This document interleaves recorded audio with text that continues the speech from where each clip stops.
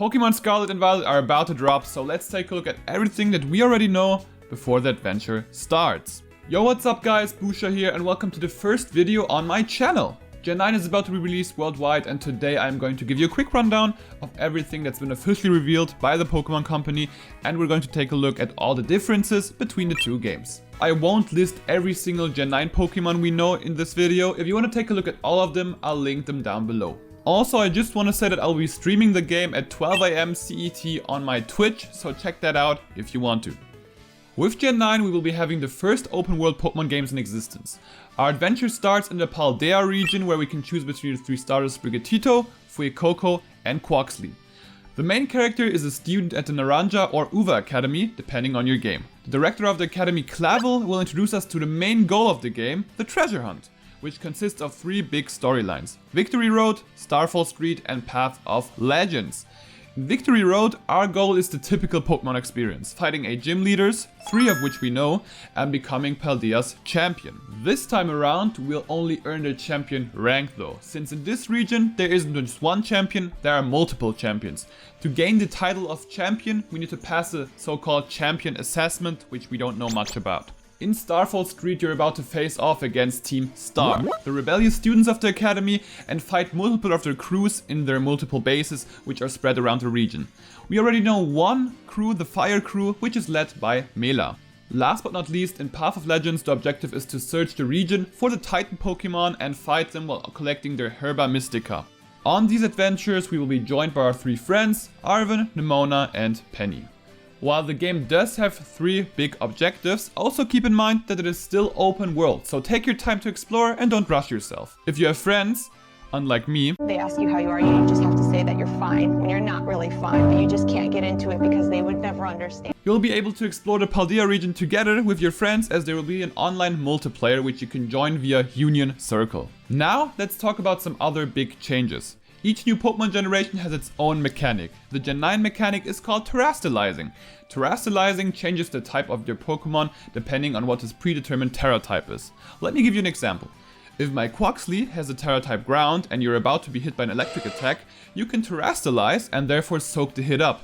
But Quaxly wouldn't lose stab on Water type attacks, even though it isn't Water type anymore. Also, raid battles will be returning in the games where you can catch Pokemon with certain Terra types. On the overworld, there will be no nests anymore, but there will be crystals, which you can also see on the map. Additionally, the Pokemon Company did announce 2 raid battle events already. The first one is called the Eevee Spotlight from November 24th to 27th, where there will be a focus on Eevee, and you can catch multiple Eevees with different Terra types. And there will also be an event for Charizard, which you won't be able to get in any other way other than this event for now, from December 1st to 4th and from 15th to 18th. This Charizard will only have the Dragon Terra type though every time you catch it. Honestly, Terastallizing sounds like a pretty insane mechanic. I'm interested to see how this one plays out, especially in competitive Pokemon play, so please leave me your opinion down below. Of course, customization this time around will also be a big thing, and it seems to be as free as ever. There are infinite possibilities, which this time around don't seem to be bound to the gender, which you choose at the beginning, which is pretty cool to be honest. The last big change is that there will be no daycare in Scarlet and Violet. There's a new feature that is called Picnic. While having a picnic, your party Pokemon will be joining you and you can play and talk with them, wash them and take pictures. You can even invite your friends, and while picnicking, there is a possibility of an egg appearing in a basket. While picnicking, you can make sandwiches now, which can heal your Pokemon but also have positive effects on your adventure. Not the biggest fan of putting breeding and the picnic together, but it's a cute feature anyways. And last but not least, let's talk about the differences between the two games so you know which game to choose.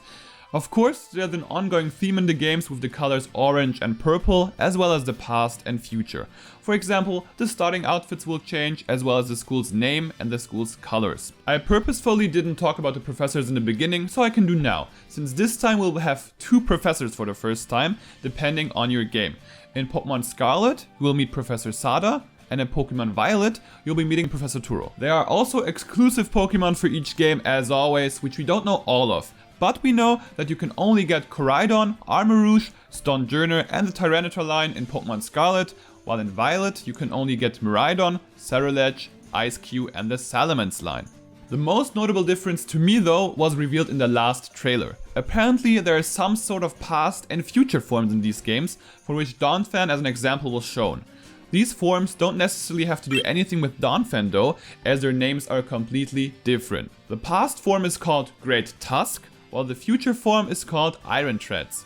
Our friend Arven always carries a copy of a book with them depicted around with him. In Pokémon Scarlet, it's the Scarlet book, and in Violet, the Violet book. How original. I'm super excited for these as I see great potential in them, and I hope not all of them look like this ugly ass Iron Treads. Anyways guys, that's all I have for you today. Which game will you be getting and how excited are you? This is my first time doing content in English and I hope you enjoyed it. I still need to work a little bit more to get a bit more fluent, but that'll come along the way. Hopefully you're down for the ride. See you soon and peace.